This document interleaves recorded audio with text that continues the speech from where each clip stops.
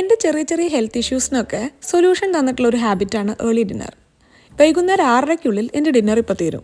ഇന്നത്തെ എൻ്റെ ഡിന്നർ റാഗി ചെറുപയർ ദോശയാണ്. ആദ്യം ദോശയ്ക്ക് അരയ്ക്കാൻ ആവശ്യമുള്ള കാര്യങ്ങൾ വെള്ളത്തിൽ കുതിരാൻ വെക്കാം.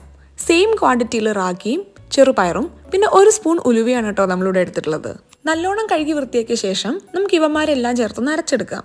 നമ്മളിവിടെ ആഡ് ചെയ്യുന്നത് നേരത്തെ കുതിരാൻ വെച്ച റാഗിയും ചെറുപയറും ഉലുവയും 1 കൈപ്പിടി തേങ്ങ, 2 വറ്റൽമുളക്, കറിവേപ്പില, 1 സ്പൂൺ ജീരകവും ചേർത്ത് നന്നായിട്ട് ഇങ്ങനെ അരച്ചെടുത്തു. ഇനി നമുക്ക് പെട്ടെന്ന് ഒരു ചമ്മന്തി തട്ടിക്കൂട്ടാം.